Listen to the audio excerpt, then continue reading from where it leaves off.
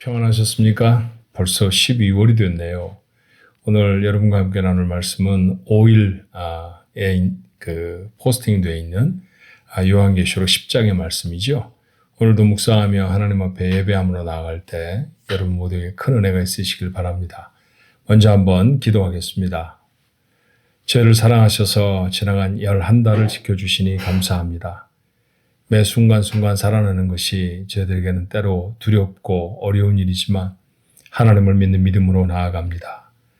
한결같은 은혜로 저희를 도와주셨듯이 12월 한 달도 하나님 은혜 가운데 저희를 지켜주옵시고 오늘 하루도 하나님이 선물로 주셨사오니 잘 감당하여서 하나님 앞에 영광을 돌리고 주께서 예비하신 복을 삶에 담아내는 우리 가족들이 되게 축복하옵소서.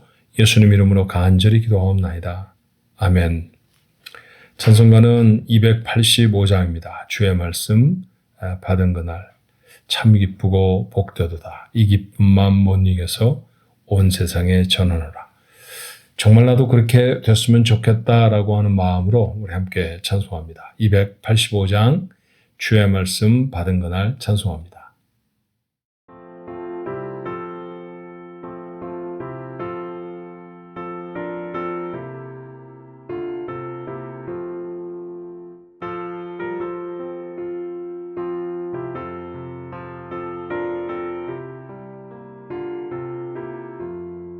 주의 말씀 받은 그날 참 기쁘고 복되도다.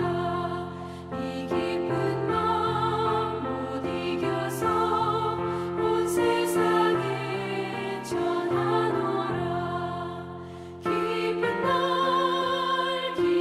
날 주 나의 죄 다 씻은 날 늘 깨어서 기도하고 늘 기쁘게 살아가리. 기쁜 날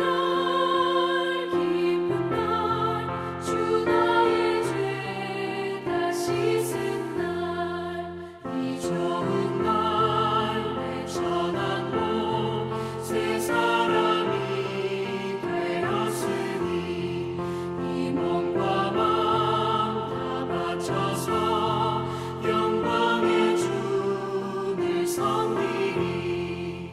기쁜 날 주 나의 죄 다 씻은 날 늘 깨어서 기도하고 늘 기쁘게 살아가리. 기쁜 날 주 나의 죄 다 씻은 날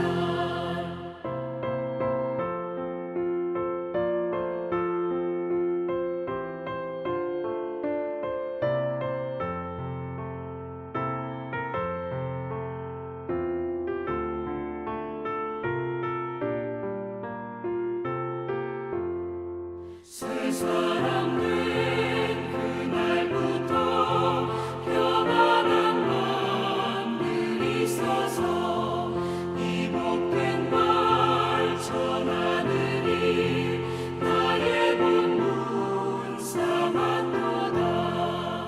기쁜 날 주 나의 죄 다 씻은 날 늘 깨어서 기도하고 늘 기쁘게 살아가리. 기쁜 날 주 나의 죄 다 씻은 날 아멘.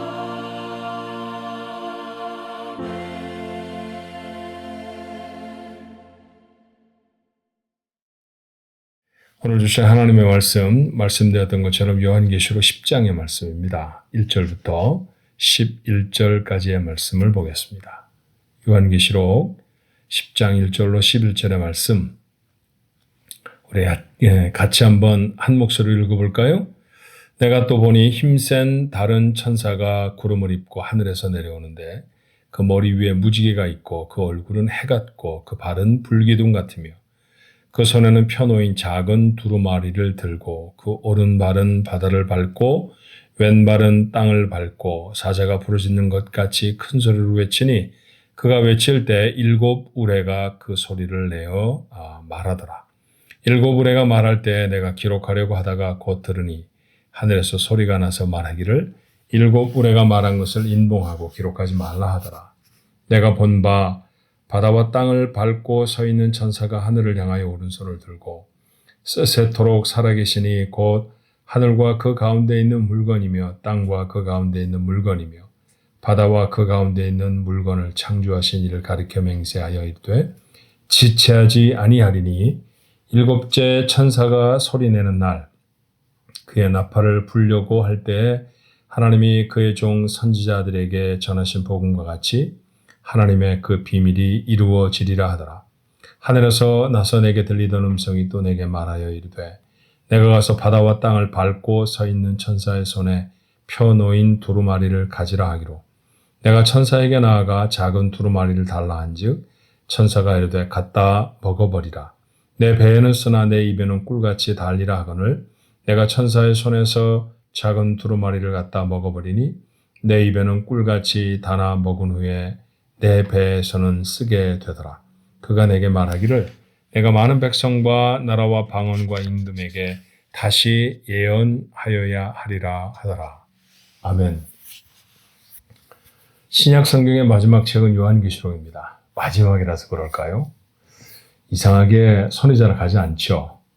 어쩌면 두 가지 이유 때문이 아닌가 하는 생각이 들었습니다. 첫 번째는 요한계시록에 담고 있는 여러 이야기들이 상징과 비유로 되어 있는 것이라 명확하게 그게 뭔가 잘 모르기 때문에 흥미를 잃어버릴 수 있죠. 또 하나의 이유는 그곳에 심판의 이야기가 너무 가득 담겨 있어서 너무 많이 담겨 있어서 심판을 좋아하는 사람은 없잖아요. 망할 것이다, 불탈 것이다, 죽을 것이다 이런 이야기가 계속 반복되니까 어떤 분은 은혜가 안 된다라고 하는 분도 계십니다. 목회자인 저도 한번 제가 한 설교들을 쭉 검토를 해보았더니 요한계시록이 다른 책에 비해서 현저하게 적게 설교를 했더라고요. 저는 여러분과 같은 비유가 너무 어렵기 때문이라든지 비유가 무엇인지 잘 모르기 때문이기도 했겠지만 심판이 두려워서는 사실은 아니었습니다. 되려 제게 그 요한계시록을 설교를 잘하지 못했던 이유 중에 하나는 명확하게 이게 무엇인가에 대한 해석이 분분할 때 선뜻 손이 가지 않았던 것 같고요. 그리고 혹시 여러분에게 짧은 시간 전했을 때 오해가 되면 어쩔까 하는 두려움이 있었던 것 같아요. 그런데 어떻든 우리에게 순서로 주어졌습니다. 올해 말까지는 조나 시르나 요한계시록을 쭉 묵상하며 지나가야 하죠. 기왕이 시작했으니까 한번 정리를 해볼까요? 요한계시록에 담겨져 있는 내용을 저는 두 가지로 이렇게 정리를 하면 좀 쉽지 않을까 싶습니다. 첫 번째는 예수님이 부활하신 이후에 다시 오시는 사건을 재림 그렇게 말하는 건 아니죠. Second coming. 주님이 다시 오실 때까지. 그러니까 지금 우리가 살아가고 있는 시간입니다. 우리가 살아왔던 과거의 시간이기도 하고요. 그리고 우리가 살아가야 할 미래의 시간이기도 해요. 주님이 다시 오실 때까지의 그 시간, 부활로부터 재림까지의 사이에 되어질 일들에 대한 기록, 그 예언, 그것이 바로 요한계시록의 첫 번째 얘기입니다. 그리고 그 이후에 재림 주로 오실 주님, 그리고 그분이 이루실 새로운 세상에 대한 이야기가 요한계시록의 뒷부분의 이야기죠. 자, 우리가 살아왔던 시절, 그리고 우리가 살아가야 하는 예수님이 다시 오실 시간까지의 되어질 일들. 요한계시록의 중요성은 요한계시록이 강조하는 바는 무엇이냐 하면 심판을 받을 것이다 라는 얘기입니다. 잘못했으니까 벌을 받는 거잖아요. 우리가 살아가는 세상 속에 죄악이 넘칩니다. 죄악이 관영합니다. 뭐 이런 얘기 하잖아요. 우리가 만나는 많은 현상들이 하나님의 뜻과는 관계가 없이 되어지는 일들도 참 많이 봅니다. 그러니까 하나님 앞에 범죄한 거지 않습니까? 그러니까 죄를 지으면 벌을 받는다라고 하는 것은 하나님이 만드신 인과의 법칙이에요.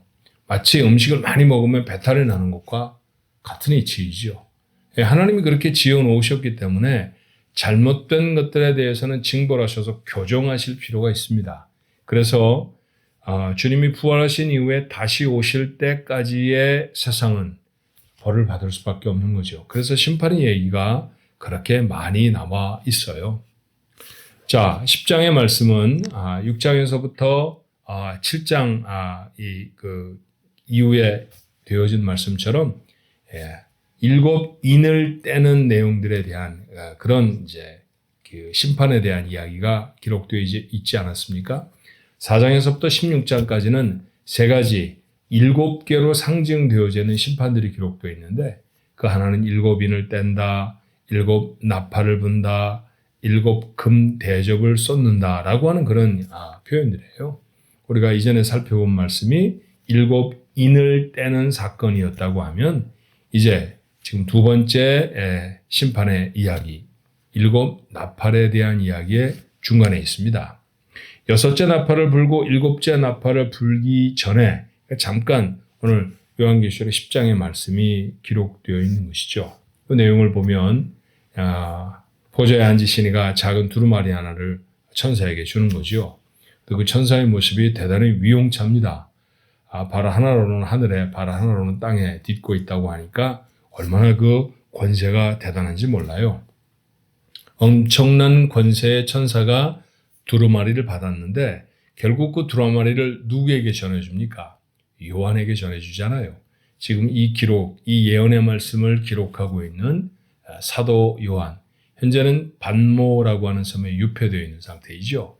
자, 그에게 이 두루마리를 줍니다. 주면서 먹으라고 말해요. 먹었더니 먹을 때는 입에 참 달았는데 먹고 난 다음에 배에 들어갔더니 배가 불편했다라고 하는 기록이 있습니다. 자, 이 예언의 말씀이 받아들여질 때에는 정말 기뻤겠죠. 야, 비밀의 말씀을 아니까요. 하나님의 놀라운 비밀이 이루어질 것을 요한이 알게 됐으니까 얼마나 기뻤겠습니까? 그것이 이 두루마리를 먹었을 때 입이 즐거웠다라고 하는 표현일 겁니다. 그런데 배에 내려갔을 때 그 배가 불편했다는 얘기는 무엇이냐 하면 이 말씀은 그저 요한만 알고 있어야 하는 말씀이 아니거든요. 마지막 말씀에 11절에 있는 것처럼 그가 내게 말하기를 내가 많은 백성과 나라와 방언과 임금에게 다시 예언하여야 하리라 하더라. 그러니까 요한에게 이 두루마리에 적혀져 있는 말씀을 맡기신 까닭은 그가 나아가서 이 말씀을 전해야 한다는 것이죠. 이 예언의 말씀을 전해야 한다는 것입니다. 근데 그가 지금 전해야 되는 말씀이 심판에 대한 얘기 아닙니까? 그걸 듣는 사람들이 마음이 좋을 리가 없죠. 기쁘게 환영하며 받는 사람들이 많지 않았습니다. 그래서 요한의 삶에는 고통과 어려움이 있을 것이다 라는 얘기입니다. 자, 이 사도 요한이라고 하는 사람, 성경에 유명한 두 요한이 있잖아요. 하나는 예수님에게 세례를 베풀었던 요한이 있고 예수님의 제자였던 요한이 있습니다. 이 두 요한이 다 비중 있게 신약성경에 다뤄지기 때문에 우리는 앞에 그분들이 했던 사역의 특징적인 것을 붙여서 부르죠. 예수님에게 세례를 주었던 요한은 세례 요한, John the Baptist 그렇게 말을 하고요. 그 다음에 예수님이 부르셔서 따라다니면서 예수님의 말씀을 들었고 그리고 복음서를 기록했던 사람, 예수님이 불러서 세우셨다 그래서 사도 그렇게 말하잖아요.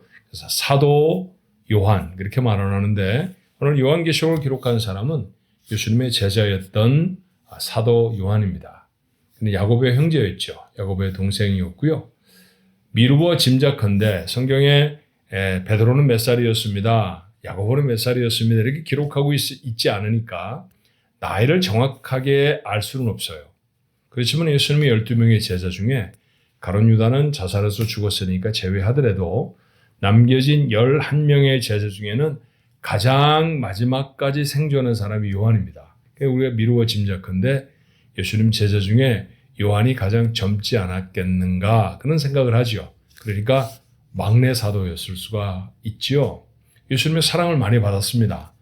어쩌면 야고보와 요한이 예수님의 여러 정황을 봐서 친척이었을 개연성이 좀 있는데요. 그랬기 때문에 마치 사촌 동생을 이뻐하듯이 그렇게 더 사랑을 베풀어 주셨던 것은 아닌가 하는 그런 생각이 들기도 합니다. 그는 지금 반모섬에 갇혀서 요한계시록이라고 하는 성경을 기록하고 있는데 그가 이전에 기록한 성경은 요한 복음도 있었고요. 요한 1서, 2서, 3서, 그리고 오늘 요한계시록 이런 성경들을 남겼습니다. 예수님이 십자가에 달리실 때 십자가 밑에 있었던 유일한 제자가 요한이었어요. 그 요한에게 예수님은 자기 어머니를 맡깁니다. 그래서 그 말씀을 무겁게 마음에 받았던 요한은 평생 마리아를 모시고 살았죠. 그가 마리아와 함께 살았던 곳이 소아시아 지역의 에베소 지역입니다. 지금도 에베소에 가보면 요한과 마리아가 섬겼던 교회의 터가 남아 있어요. 그런데 그곳에서 복음을 전하다가 그만 요한은 체포되게 된 것 같습니다. 당시의 황제는 도미티아누스라고도 부르죠. 라틴어로는 도미티아누스, 그 다음에 그걸 영어로 말해서 도미티안 이렇게 부르기도 하는데 교회를 아주 잔혹하게 박해했던 그런 황제 중에 하나입니다. 그 황제 치하에서 아마 요한은 체포되어졌고 반모라고 하는 섬에 유배를 간 것 같아요. 반모라는 섬은 아주 황량한 섬이었기 때문에 당시에 죄를 지은 로마 지경에 살던 사람들이 유폐를 오던 감옥이죠. 섬 자체가 감옥입니다. 그리스에서는 많이 떨어져 있지만 지금은 그리스 지역이 되어 있고요. 훨씬 가까운 곳은 투르키예이지만 투르키에서는 배를 타고 건너갈 수 있는 아주 짧은 에게해에 떠 있는 자그마한 섬, 그곳에 갇혀 있습니다. 그곳에 갇혀서 예언의 말씀을 듣고요. 이후에 풀려나서도 이 예언의 말씀을 전하다가 그런 고통을 많이 경험합니다. 오늘 이 말씀을 읽으며 여러분과 그 사실 하나를 나누고 싶어요. 요한은 예수님을 사랑하던 사람이었고 예수님도 요한을 많이 사랑하셨습니다. 근데 그 사랑하는 사람에게 예수님은 당신의 말씀을 맡기시죠. 말씀을 맡아 간직한다는 것은 큰 기쁨입니다. 성경을 깨닫고 성경 속에 있는 진리들이 세상에 어떻게 실천되는지를 아는 것은 이 세상 누구와도 견줄 수 없는 앞선 사람이 되어지는 기쁨이 있습니다. 그러나 복음을 전하는 것은 요한의 시대에나 지금에나 여전히 어렵죠. 쉬운 예를 들어보면 어떨까요? 복음을 누구에게 전하는 게 가장 어렵습니까? 비행기를 타고 여행하다가 옆자리에 앉은 사람에게 당신 예수를 믿습니까? 네, 저는 예수를 믿는 목사입니다. 저는 교회를 다니며 참 기쁨을 얻는데 당신도 예수 믿고 교회 다녔으면 좋겠어요. 그런 말하면 대부분의 사람들이 노, 난 듣지 않겠습니다. 뭐 그렇게 말하지 않습니다. 예, 참 좋겠군요. 뭐 이래요. 듣기 싫으면 제가 좀 바빠서 뭐 할 일이 있어서 그리고 저를 회피하기는 해도요. 뭐 드러내놓고 적대감을 드러내진 않습니다. 그런 사람에게 복음을 전하는 게 어려운 일이 아니에요. 사실은 가장 가까운 사람들, 가족들에게 복음 전하기가 어렵지 않습니까? 예, 저희 가족 중에도 몇몇은 예수를 믿지 않습니다. 물론 제 아내나 제 아이들은 다 예수를 믿지만 좀 먼 친척들 중에는 예수를 믿지 않는 분들이 계시죠. 근데 그런 분들과 오랜만에 만나서 복음을 전하거나 그러면 기뻐하시고 돌아와 신앙을 갖게 되는 분도 계시지만 그렇지 않은 분들도 많습니다. 되려 참 사람이 별나 이러고 뭐 손가락질하기도 하고요. 불쾌함을 표현하기도 하고 그래요. 여러분이 여러분의 자녀들에게 복음을 전할 때 선뜻 마음을 열고 받든가요? 엄마는 또 잔소리를 해. 아빠는 왜 맨날 그 소리야? 그러면서 화를 벌컥 내지는 않습니까? 사실은 그런 게 두려워서 아이와 관계가 깨어질까 봐 두려워서 복음을 전하지 못하는 경우도 많죠. 우리 주변에 많은 사람들, 친구들도 있고 친척들도 있고 자녀들도 있지만 그들에게 복음을 전하지 못하는 가장 중요한 이유는 관계가 깨질까 두렵기 때문입니다. 맞습니다. 복음을 전하면 이런 어려움이 있어요. 요한만 2000여 년 전에 이런 사명을 받은 것은 아닙니다. 오늘 성경을 열고 성경의 진리를 알고 있는 우리들도 그 말씀을 전해야 할 사명이 있습니다. 쉽지 않은 일이죠. 마치 요한의 입에 예언의 말씀이 달고 배에 들어가면 써졌다는 것과 같이 우리가 말씀을 깨닫는 건 정말 기쁜 일이지만 누구에게 전한다는 얘기는 어려운 일일 수 있습니다. 하지만 요한은 그 어려움에도 불구하고 복음을 전했죠. 오늘 우리가 들고 있는 요한계시록은 어쩌면 그런 그의 헌신의 산물 아니겠습니까? 그렇다고 하면 이 땅을 살아가는 우리가 예수님이 이 부활하신 후에 재림하실 때까지의 그 시간을 살아내는 말세의 성도들이라고 하면 우리도 반드시 해야 할 일이 있죠. 그건 복음을 전하는 일이어야 할 것입니다. 우리가 저물어 가고 있네요. 못다한 일들이 종종 있습니다. 그 중에 첫 번째로 꼽으라고 하면 내가 복음을 전해야 할 사람에게 전하지 못한 것, 그게 됐으면 좋겠어요. 오늘도 여러분은 누군가를 만날 겁니다. 아니, 이번 달 동안에 복음을 전할 사람들을 만나게 해달라고 기도해 보면 어떨까요? 그리고 용기를 내십시다. 그리고 복음을 전하는 것이죠. 귀한 영혼을 얻어서 하나님께로 돌려드리는 기쁨이 올해가 다가기 전에 우리 가족들의 것이었으면 참 좋겠습니다. 기도하겠습니다.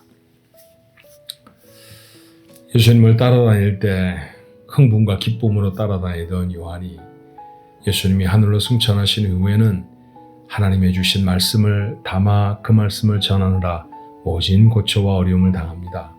그럼에도 불구하고 그가 복음을 전해 주었기 때문에 오늘 우리는 요한복음도 요한 1, 2, 3서도 우리가 오늘 묵상하고 있는 요한계시록도 들게 되었죠.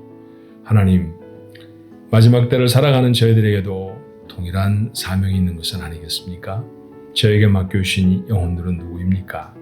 마음의 눈들을 밝혀 그 사람 하나하나가 보여지게 하시고 저희들의 마음에 열심과 용기를 주셔서 그들에게 나아가 복음을 전하게 하옵소서. 특별히 우리의 자녀들에게 복음을 증거할 수 있는 용기를 부모들에게 허락해 주옵시고 하나님 그렇게 전해질 때 진심을 담아 전하는 복음에 저들의 마음이 움직일 수 있도록 하나님 축복해 주시옵소서. 그리하여 귀한 영혼을 얻어 하나님의 마음을 기쁘게 해드리며 올 한 해를 잘 마무리 지을 수 있는 우리 가족들 모두가 되도록 축복하옵소서. 예수님의 이름으로 간절히 기도하옵나이다. 아멘.